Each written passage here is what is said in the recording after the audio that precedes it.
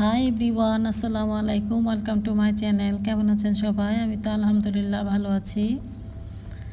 তো আজকে আর আমি কোনো রেসিপি শেয়ার করতেছি না, কারণ এই রেসিপিটি আমি আরও অনেকবার দেখিয়েছি।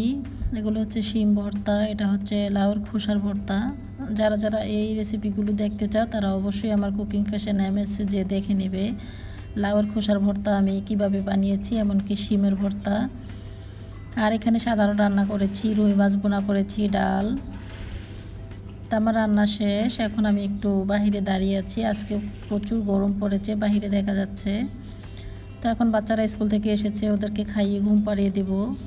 আর এখন হচ্ছে বিকেলবেলা প্রায় 6:30টার মতো বাজে। তো এখন ভাবলাম আজকে বাচ্চাদেরকে একটু কিছু খাবার বানিয়ে দিই। তো আজকে আমি নিয়েছি ফুলকপির পাকোড়া বানাবো। বেসন ছাড়াই আমি এটা করতেছি। আর এই রেসিপিটাও যারা দেখতে চাও তারা অবশ্যই কুকিং ফ্যাশন এমএস থেকে দেখে নেবে। আমি ডিসক্রিপশন বক্সে লিঙ্কটা দিয়ে দিব। তো আমি এখন এক এক করে ফুলকপির পাকোড়াগুলো ভেজে নেব। আমি সাথে নিয়েছি একটা বেগুন, আর নিয়েছি আমার জমিনের ভেন্ডিগুলো আমি ফ্রাই করে নিব। তবে এটা আমি বেসন ছাড়া করেছি, কেপসির পাউডার দিয়ে করেছি আমি এটাকে। খুবই ভালো লাগে এভাবে খেতে, কিন্তু একদমই বোঝাই যায় না যে বেসন ছাড়া আমরা এত সুন্দর রেসিপি তৈরি করতে পারি। তো বাচ্চাদের বিকেলে নাস্তাটা এখন বানিয়ে নিচ্ছি। আমার বাচ্চারা খুবই পছন্দ করে এই ফুলকপির পাকোড়া, এমনকি ব্রোকলির পাকোড়া খেতে। তো ওদেরকে বানিয়ে দিচ্ছি। সালমান আর মীরা ঘুম থেকে উঠে গিয়েছে, ওরা খাবে এখন। আর শালিন এখনও ঘুম থেকে উঠেনি। ও সব সময় একটু লেট করে ঘুম থেকে উঠে। ও যখন একবার ঘুমায় তখন কিন্তু ওকে উঠাতে আমার অনেক কষ্ট হয়ে যায়। তো এই তো আমার এখন পাকোড়াগুলো ভাজা হয়ে গিয়েছে, ওরা অলরেডি খেয়ে ফেলেছে, আরও দিয়েছিলাম। সাথে আমি নিয়েছি মেয়োনিজ আর চিলি সস। তবে ভেন্ডি পাকোড়াটাও কিন্তু অনেক মজা হয়েছিল খেতে। আর এই তো শালীন ঘুমোচ্ছে। ও সব সময় স্কুল থেকে এসে সোফায় ঘুমিয়ে পড়ে, তাই আর ওকে উপরে নেওয়া হয় না। আর এটা হচ্ছে তারপরের দিন সকালবেলা, শালীন এখন যাবে স্কুলে। তো ওকে নিয়ে এসেছি একটা রেস্টুরেন্টে। এখন নাস্তা করব আমরা। নাস্তাটা খেয়ে তারপর আমি সবসময় যেটা করি সেটাই তো তোমাদের সঙ্গে শেয়ার করি। আজকে পার্কে যাব হাঁটার জন্য। তো দেখি কতটুকু শ্যুট করতে পারি, আর বাসায় যেয়ে কী করি সেটাও শেয়ার করব তোমাদের সঙ্গে। আর এই তো এখন আমি এখানে দাঁড়িয়ে আছি। আমরা এখন একটা বাংলাদেশি রেস্টুরেন্টে এসেছি। ওখানে বাংলাদেশি ভাইয়ারা এই তো মাছ এখানে রেখেছে অ্যাকোয়ারিয়ামের মধ্যে, খুবই সুন্দর মাছগুলো। এখানে বাংলাদেশি ফিশ সবগুলো। তো এখন বাচ্চাদেরকে স্কুলে দিয়ে এসেছি, এসে তারপর আমি চলে এসেছি পার্কে হাঁটার জন্য। এটাই হচ্ছে সেই পার্ক। খুবই সুন্দর ফুল দেখা যাচ্ছে, লেটুস ফ্লাওয়ার, খুবই ভালো লাগে। একদম গ্রামের মতো লাগতেছে আমার এখানে। তো ওখান থেকে হেঁটে আমি এখন চলে এসেছি বাসায় এসে এখন রুমের টুকিটাকি কাজগুলো শেষ করে নিব। আজকে আমি কিভাবে কাজ করি সেগুলো একটু তোমাদের সঙ্গে শেয়ার করব। আসলে এক এক দিন এক এক ব্লগ যদি তোমাদের সঙ্গে শেয়ার করি তোমাদের ভালো লাগবে, তোমরা বোরিং হয়ে যাবে না। তোমরা আপুরা ভাইয়ারা খুবই সুন্দর করে কমেন্ট লিখো আমার চ্যানেলের মধ্যে। আমার তো তোমাদের কমেন্টগুলো পড়তে অনেকই ভালো লাগে। অনেক আপুরা ভাইয়ারা আছো যে বলেছো, আমার মুখে নামগুলো শুনতে পেয়ে অনেক খুশি হও। আসলে গতকালকে ব্লগে বলেছি, প্রতিদিন ব্লগে বলবো না অবশ্য, এটা বলতেও কিন্তু একটা ঝামেলা, মানে কমেন্টগুলো খুঁজে খুঁজে বের করতে হয়। তারপরও কষ্ট হোক, তারপর তোমাদের নামগুলো আমি বলবো। তবে মাঝে মধ্যে ব্লগে বলে দেব, রেগুলার বলবো না। তো আজকে আর বলতেছি না, নেক্সট ব্লগে দেখি বলতে পারি। তোমাদের নামগুলো আমি লিস্ট করে রেখে তারপর বলে দেব। তো এই তো এখন তোমাদের সঙ্গে কথা বলতেছি, আর আমার হাতের কাজগুলো শেষ হয়ে যাচ্ছে। আমি এখানে চামচগুলোকে একটু গুছিয়ে নিচ্ছি, আর রান্নাঘরটাকে একটু মুছে নিয়েছি। মুছে তারপর এখন বেসিনে কিছু প্লেট বাটি হয়েছিল নাস্তা খাওয়ার পরে, এখন প্লেট বাটিগুলো এখন ক্লিন করে নিব। তো এই তো এখন আমি প্লেট বাটিগুলো ধুয়ে নিচ্ছি। প্লেট বাটিগুলো ধোয়া হয়ে গেলে আমি আমার রুমটাকে ক্লিন করব। রুমে গতকাল রাতে আর ক্লিন করা হয়নি, সবসময় কিন্তু রাতেই আমি ক্লিন করে রাখি রুম। তারপর রান্নাঘরটাকে গুছিয়ে তারপর ঘুমোতে যায়। তো গতকালকে আর করা হয়নি, তো আজকে এখন করে নিচ্ছি। এখন প্লেট বাটিগুলো আগে ধুয়ে নিব, ধুয়ে তারপর টি টেবিল, ডাইনিং টেবিল সব কিছু মুছে নেব। যেহেতু বাচ্চারা নেই এখন বাসায়, ওর আব্বুও নেই, আমি একা বাসায়। তো রুমটাকে এখন একটু গুছাবো। বাচ্চারা বাসায় থাকলে কিন্তু রুম গুছোতে এমনিতেও একটু বিতৃষ্ণা লাগে আর কি, ভালো লাগে না। তো ওরা এখন নেই, এখন কাজ করতে খুব ভালো লাগতেছে। আর বিকেলবেলা যখন স্কুল থেকে আসবে তখন কিন্তু ওরা এসেও দেখবে রুমটা একদম ক্লিন, ওদের কাছেও খুব ভালো লাগবে। তো এখন আমি প্লেট বাটিগুলো ধুয়ে নিচ্ছি। আর আজকে আমি রান্না করব গরু মাংসর ঝোল কারি করব। তো সেই রেসিপিটা তো আমি অনেকবারই আপনাদের সঙ্গে শেয়ার করেছি, তাই আর আজকে শেয়ার করছি না। তো এখন প্লেট বাটিগুলো ধুয়ে নিচ্ছি। আর আপু আর ভাইয়ারা অনেকে আমাকে কমেন্ট লিখেছো আমার চ্যানেলে, যে তোমরা আমার চ্যানেলটা দেখে অনেক কিছু শিখেছো, অনেক রান্না শিখেছো, এমনকি অনেক কাজ শিখেছো। নতুন নতুন আপুদের, যে অনেক আপুদেরই বিয়ে হয়ে গিয়েছে, তো সেই আপুদের উপলক্ষে বলবো যে আপু তোমাদেরকে অনেক অনেক ধন্যবাদ, যে আমার চ্যানেল দেখে তোমরা অনেক কিছু শিখতে পেরেছো, শিখেছো। সেটাই আর কি আমার কাছে অনেক বড় পাওয়া। আর তখন তোমাদের কমেন্টগুলো পড়েও কিন্তু আমি অনেক আনন্দ পাই, আর তোমাদের জন্য ব্লগ বানানোর জন্য আমি আরও উৎসাহ পাই। সেজন্যই তোমাদের জন্য আমি এই ব্লগগুলো তৈরি করি। তো আজকে আমি এখন প্লেট বাটিগুলো ধুয়ে তারপর টি টেবিল এগুলো সব কিছু মুছে আজকে শেয়ার করব তোমাদের সঙ্গে আমি আমার ফ্রিজটাকে কিভাবে ক্লিন করি। তো অনেক দিন ধরে ভাবতেছি যে ফ্রিজটাকে ক্লিন করব, তো আর তোমাদের সঙ্গে শেয়ার করা হয় না। তো আজকে আমি এই ফ্রিজটাকে কিভাবে ক্লিন করি সেটা তোমাদের সঙ্গে শেয়ার করব। আর এই তো এখন দেখতেই পাচ্ছ আমার রান্নাঘরটা পুরাই ক্লিন হয়ে গিয়েছে। এখানে আমি গরুর মাংস ভিজিয়ে নিয়েছি, গরুর মাংস ঝোল কারি করবো আজকে আলু দিয়ে। আর ডাল রান্না করে নিয়েছি। সবসময় তো ডালটা রেগুলারই রান্না করতে হয় শালিনীর জন্য, তো ডাল খেতে অনেক পছন্দ করে।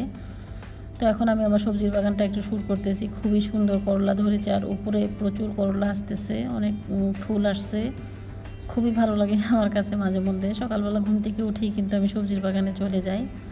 তাই তো এখন আমি আমার কাজগুলো শেষ করে নিচ্ছি। আমি এখন tea table, dining table, TV, sofa সব কিছুই মুছে নেব। আসলে এদেশে তেমন বেশি ধুলাবালি নেই মালয়েশিয়াতে, তো আমি সপ্তাহে একদিনই মুছে নিই আমার সোফা, টি টেবিল এগুলো। টি টেবিলটা অবশ্য প্রতিদিন মুছতে হয়, কিন্তু টিভি, সোফা, ফার্নিচারগুলো আমি সপ্তাহে একদিন মুছে নিই। তাতে কিন্তু বোঝা যায় না যে আমার ফার্নিচারে কোনো ময়লা আছে। তো এই তো এখন আমার টুকিটাকি কাজগুলো শেষ হয়ে গিয়েছে। আজকে উপরেও রুম গুছাতে হবে, তো সেটা শেয়ার করছি না তোমাদের সঙ্গে, নেক্সট ব্লগে শেয়ার করবো ইনশাল্লাহ আমি আমার রুমটাকে কিভাবে গুছাই। আর এখন আমার ঘর গুছানো হয়ে গিয়েছে। এখন আমি চলে এসেছি আমার ফ্রিজটাকে আজকে ধুয়ে মুছে পয়সা করতে হবে। আর আজকে ধোয়া মোছা শেষ করে তারপর আগামী দিন রবিবার বাজার করতে হবে।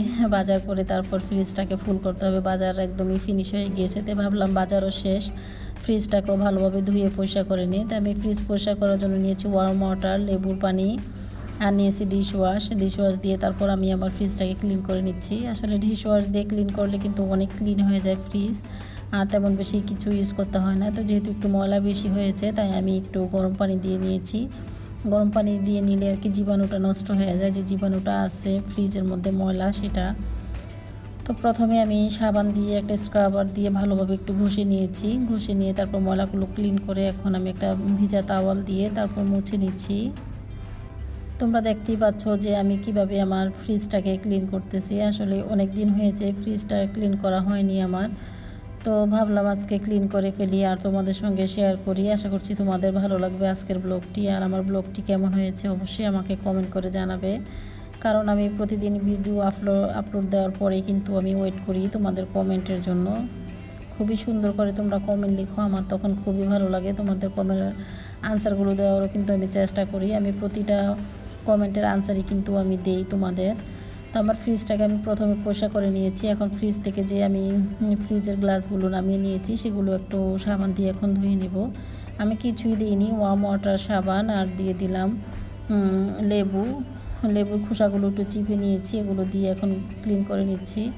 আর আমার ফ্রিজের এই গ্লাসগুলো কিন্তু এগুলো গ্লাসের, এগুলো ধুতেও একটু সাবধান আর কি, একটু রিস্ক হয়ে যায়, যেহেতু সাবান দিয়ে একটু ভালোভাবে ঘষে ঘষে ধুতে হবে। তো এই তো এখন আমার প্রায় ধোয়া হয়ে যাচ্ছে। আসলে একটু ধুয়ে মুছে পরিষ্কার করে যদি রাখি তাহলে কিন্তু ফ্রিজটা ধরলেও খুব ভালো লাগে, মনে হয় যেন একদম হালকা পাতলা হয়ে গিয়েছে। আর আজকে তো শালিনী স্কুল থেকে শালিন আসেনি, তো ওকে স্কুল থেকে এলে ভাবছিলাম একটু শ্যুট করব, তো ওকে আর শ্যুট করা যায় কি না সেটাও বলতে পারতেছি না এখনও, কারণ আজকের ব্লগটা একটু বড় হয়ে যাচ্ছে যেহেতু অনেক কাজ করেছি বাসায়। তো মাঝে মধ্যে একটু টুকিটাকি কাজগুলো করে নিতে হয় গুছিয়ে। তারপর সংসারের কাজ তো এমনিতেও আমাদের থাকে, যে আমরা নারীরা কত কাজ করি বাসায়। গতকালকে তো আমাদের ওয়ার্ল্ড ওমেন্স ডে গিয়েছে। তা আমরা নারীরা যে কত কষ্ট করি সেটা কিন্তু অনেকেই বুঝে না, যে আমরা সংসারের কাজ নিয়ে, বাচ্চা কাচ্চা নিয়ে সংসার দেখি, তারপর বাচ্চাগুলো কেয়ার করা অনেকই কিন্তু আমাদের পক্ষে হার্ড হয়ে যায় কাজগুলো। তারপরও আমাদের করার কিছু নেই, আমাদের নারীদের তো কাজ করতেই হবে। তো তো এখন আমি এগুলো একটু ধুয়ে নিচ্ছি। আমার একটু সময় লাগতেছে আজকে যেহেতু বাসায় অনেক কাজ করেছি।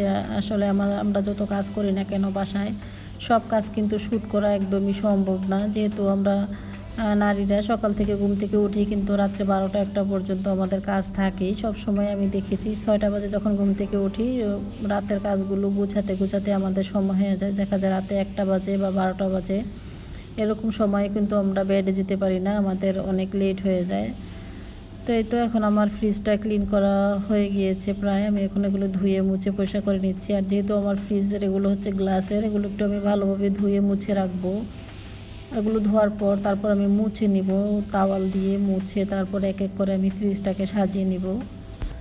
তো এই তো কথা বলতে বলতে আমার ফ্রিজটাও মোছা হয়ে গিয়েছে। আসলে অনেকে ভাবতে পারো যে এগুলো দেখানোর কি আছে, এগুলো দেখানোর তো কিছুই নেই, আমরা তো এগুলো করতে পারি বা আমরা এগুলো করি রেগুলার। আসলে যারা নতুন সংসার করে, নতুন সংসারে আসে, তারা কিন্তু হুট করে এসে কিন্তু সব কাজকর্ম শিখে নিতে পারে না বা শিখতে পারে না, বুঝতেও পারে না। আমরাও কিন্তু একসময় নতুন ছিলাম। তো এই তো আমার ফ্রিজটাও ক্লিন করা হয়ে গিয়েছে। তো এখন বাচ্চাদেরকে রেডি করে আমরা যাব একটু বাইরে, শপিংয়ে যাব আজকে। একটু ভাবলাম তো আজকে ওর আব্বুর সঙ্গে যাচ্ছি না, আজকে আমরা যাব গ্রেবে করে। তো এই তো আমরা এখন রওনা হয়ে গিয়েছি, আমরা যাচ্ছি। আর গ্রেবে করে যাচ্ছি অনেক দিন পর, একটু অন্যরকম লাগতেছে। সবসময় তো ওর আব্বুর সঙ্গে যাই, তো ওর আব্বু আজকে একটু বিজি, তাই আমরা গ্রেব দিয়ে যাচ্ছি শপিংয়ে। আর শালীন গ্রেবে বসে বসে দুষ্টুমি করতেছে। তো আজকের ব্লগটা আর বড় করব না, আজকের ব্লগটা এই পর্যন্তই। আশা করছি আপনাদের ভালো লেগেছে। ভিডিওটি দেখার জন্য অসংখ্য ধন্যবাদ। সবাই ভালো থাকবেন, সুস্থ থাকবেন। আল্লাহ হাফেজ।